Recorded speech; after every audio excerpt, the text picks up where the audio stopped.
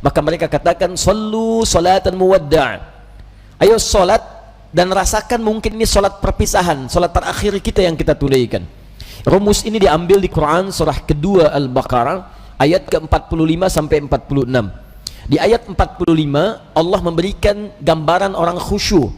Ya, wasta'inu bis-sabri was-salah wa innaha lakabiratun illa 'alal khashi'in. Kalau Anda punya masalah dalam hidup, kata Allah, jangan mengeluh. Ayo minta solusi kepada Allah. Pertama, terima dengan sabar.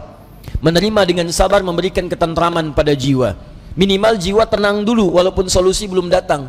Jiwa yang gelisah hanya akan menghadirkan keresahan dan sikap yang tidak penting, sehingga melahirkan hal-hal yang tidak kondusif.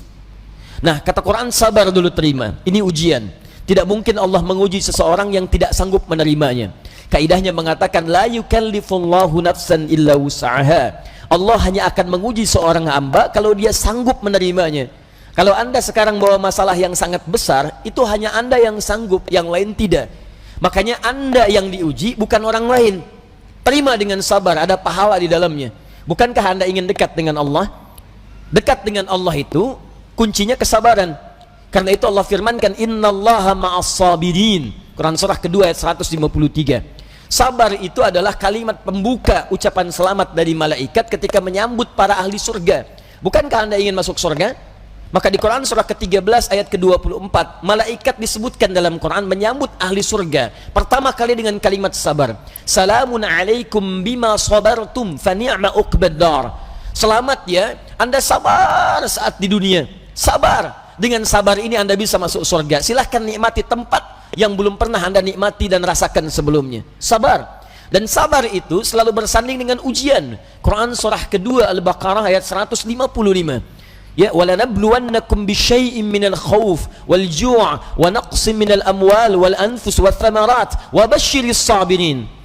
Setiap yang hidup akan kami uji dengan berbagai persoalan kehidupan, bukan untuk membebani, kata Allah, tapi meningkatkan kualitas kehidupan. Sebab seorang yang tidak diuji tidak akan ketahuan peningkatan kualitas hidupnya. Anak SD yang tidak ujian sulit bagaimana mengukur kapasitas ilmunya untuk layak masuk SMP. Anak SMP yang tidak ikut ujian sulit diukur apakah kualitas keilmuannya bisa enggak masuk dia ke SMA. Demikian dalam hidup, ketika kita diuji, hakikatnya Allah ingin meningkatkan kualitas kehidupan, bukan ingin membebani hidup kita menjadi banyak dengan persoalan. Ada yang gelisah, kata Quran.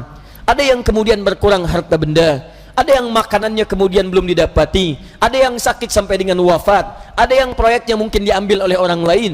Tapi kata Allah, berbahagialah ketika Anda diuji dengan itu semua. Hal yang Anda lakukan pertama kali adalah sabar. Wa basyiris sabirin, sabar. Tapi yang paling menarik, sabar itu tidak mudah. Tapi ada yang lebih susah dibandingkan dengan sabar, yaitu khusyuk. Khusyuk. Karena itu ketika Allah menyandingkan sabar dengan khusyuk, wasta'inu bis-sabri was-salah. Jika Anda punya masalah, terima dulu dengan sabar, minta tolong lewat salat. Tapi salat tidak mudah, illa 'alal khashi'in, kecuali bagi orang khusyuk. Khusyuk lebih sulit dibandingkan dengan sabar. Ketika Allah sandingkan antara sabar dengan khusyuk dalam salat, maka kata gantinya hanya menunjuk kepada salat. Wa innaha, bukan wa innahu. Ha, dhamirnya muannats. Salat ujungnya ta marbutah, menunjuk pada muannats. Maka kata Allah, menunaikan salat dengan khusyuk itu lebih sulit dibandingkan sabar, sekedar sabar menerima ujian. Kenapa? Dalam sabar kita masih bisa mengingat sesuatu yang ingin kita ingat. Dalam salat yang tidak ingin Anda ingat bisa diingat. Silahkan cek Abu Dawud nomor hadis 857. Ketika Anda bertakbir mengucapkan Allahu Akbar, disitulah kata Nabi, setan akan membisikkan pada jiwa Anda, uzkur kada, uzkur kada. Ibu kalau belum takbir, Bu, biasa aja. Tapi begitu ibu mengucapkan Allahu Akbar, kata Nabi, setan di situ mulai bekerja. Ingat ini ya, ingat itu ya. Gak percaya silahkan nanti zuhur, Bu. Begitu ibu takbir, handphone, ingat WhatsApp belum dibalas, miss call belum dijawab, entah itu khairayara atau miss call syarayara. Mesti ingat tuh. Bahkan kata-kata saya ini ibu akan ingat tuh. Begitu ibu takbir mulai bekerja, ingat ya, kata Ustadz Adi, setan akan bisikin tuh. Itu setan, Bu, bukan saya. Muncul dia. Ya, hatta la yash'ural musalli kam rak'atan yusalli. Sampai-sampai orang sholat, kata Nabi nih, kalau Nabi bicara pasti akan terbukti. Sampai-sampai orang sholat ada yang tidak sadar berapa rakaat sedang menunaikan sholatnya. Oh, muncul. Nah, kalau anda ingin khusyuk bagaimana caranya? Ayat 46-nya mengatakan, ini poin kita. Alladzina yadhunnuna annahum mulaqu rabbihim wa annahum ilaihi raji'un. Alladzina yadhunnuna annahum mulaqu rabbihim. Orang salat yang khusyuk itu sudah ketahuan kata Quran dari persiapannya. Dia bersiap untuk menjumpai Rabbnya. Tuh.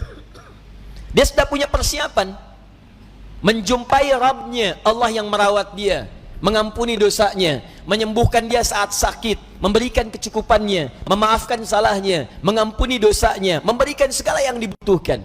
Maaf, pimpinan perusahaan saja hanya memberikan pada anda bekal kehidupan dari gaji atas pekerjaan yang anda lakukan. Anda sekarang diundang sama pimpinan jam 9 misalnya datang, bukankah persiapannya luar biasa? Mandi, cari pakaian yang bagus, ya, kemudian mohon maaf sekali sepatunya pun sampai dibersihkan dulu, rapi-rapikan, datang dengan penampilan luar biasa. Nah, orang yang menghadap pencipta pimpinan, pencipta segalanya, Malikul Mulki, menghadap kepada Allah, itu kata Quran kelihatan dari sejak persiapan akan beda dengan yang lain. Jadi kalau menghadap manusia saja sudah bagus, menghadap Allah lain. Ketika tiba panggilan dari masjid, Quran surah ke-7 ayat 31, ya bani Adam khudhu zinatakum inda kulli masjid. Hei anak cucu Adam, kalau sudah tiba panggilan dari masjid, maka siapkan penampilan terbaikmu. Orang khusyuk beda. Begitu mendengar kalimat Allahu Akbar, persiapan sudah bagus. Nah, jadi kalau anda sudah merasakan persiapan seperti itu, maka ketahuilah Allah sedang mencintai anda karena sedang meresapkan kekhusyuan dalam jiwa anda. Tapi kalau sebaliknya, dengar azan masih santai. Kok masih santai? Belum qomat.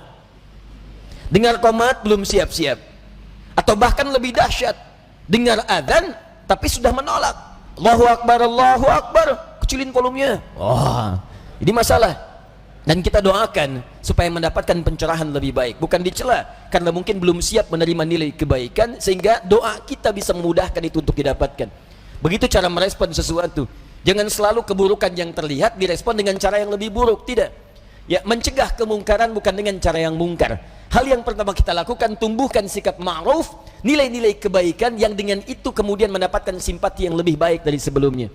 Anda punya tetangga, tetangganya muslim, laki-laki, beriman kepada Allah, jarak dia ke masjid cuma 5 meter, ini masjid, ini rumah dia, speaker masjid menghadap ke rumahnya begini, ya. Tapi dengar adzan belum tergerak untuk ke masjid, nggak mau dia ke masjid, apa hukumnya? Hukum laki-laki beriman yang tidak mau ke masjid, rumahnya dekat dengan masjid, apa hukumnya? Beri nasihat, bakar rumahnya. Main bakar aja. Sudah, hukumnya ajak dia ke masjid. Paham? Barangkali dititipkan oleh Allah jadi tetangga bapak supaya bapak dapat banyak pahala dari situ. Karena cuma bapak yang bisa ngajak, bukan dititipkan pada tetangga yang lain. Kenapa nggak anda ajak? Tetangga masa gitu? Ya, ajak dia. Ya, ajak, doakan di malam hari, ajak di pagi harinya, ayo ke masjid, ayo ke masjid. Begitu dia ke masjid karena ajakan anda, maka setiap dia masuk masjid dan ibadah di masjid, anda mendapatkan bagian dari pahalanya. 2 lafaz hadisnya. Di hadis Muslim hadis 1402, man sanna fil islami sunnatan hasanatan falahu ajruha mithla ajri fa'iliha min ghairi an yankusa min ajriha syai'. Siapa yang mengoptimalkan sunnah-sunnah kebaikan dalam Islam, mengajak pada sesuatu kebiasaan dalam Islam, diikuti oleh orang lain, maka dia mendapatkan pahala dari yang mengikuti itu tanpa dikurangi sedikit pun. Sunnah kebaikan berjamaah, sunnah yang sangat ditekankan, ayo ke masjid, ke masjid, ke masjid. Begitu orang itu ke masjid, baru masuk masjid, anda mendapatkan pahala dari orang itu tanpa dikurangi sedikit pun. Saya kasih info, kita ini baru nyampe masjid, alhamdulillah, di hadis Muslim disebutkan sudah mendapatkan 25 kebaikan. 25 itu 1 ke 2 jaraknya 500 tahun, 2 ke 3 500 tahun, 3 ke 4 500 tahun, sampai ke 25-nya baru masuk. Nah, orang yang bisa mengajak orang lain ke masjid, begitu orang itu masuk, dia mendapatkan otomatis transfer pahala sama persis 25 tanpa dikurangi sedikit pun. Itu belum tahiyatul masjidnya, belum bacaan Qur'annya, belum zikirnya, luar biasa. Nah, saya kembalikan kepada yang awal, maka orang-orang khusyuk itu dari penampilan sudah ada. Kemudian dia datang menunaikan sholat, Bagaimana perasaan saat akan menunaikan? Kenapa pakai pakaian yang bagus? Kenapa wudhu dulu? Quran surah 5 ayat 6. Kenapa dia sempurnakan wudhunya? Alasan paling utamanya bukan sekedar sholat. Wa annahum ilaihi raji'un. Dia merasa mungkin ini adalah sholat terakhir yang dia tunaikan, dan mungkin dalam sholat itu dia akan pulang kepada Allah Subhanahu wa ta'ala. Karena itu diantara orang-orang saleh, kalau sudah tiba panggilan azan, sahabat Ali bin Abi Thalib radhiyallahu ta'ala anhu, begitu azan dikumandangkan sudah bergetar jiwanya. Ditanya, lima hakadha ya amiral mu'minin, kenapa perasaan anda demikian ya amiral mu'minin? Kata beliau, tibalah panggilan yang kalaupun terdengar oleh gunung dan yang lainnya mereka akan bergetar karena takut kepada Allah, khawatir tidak bisa menyempurnakan perintahnya.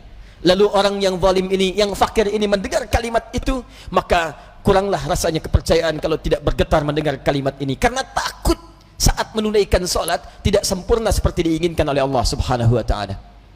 Abu Bakar ketika mengucapkan takbir Allahu Akbar bergetar tangannya karena khawatir dalam sholatnya tidak sempurna seperti Allah menginginkannya. Dan yang lebih dikhawatirkan dalam ketidaksempurnaan itu, wafatlah ia dipanggil oleh Allah Subhanahu wa ta'ala.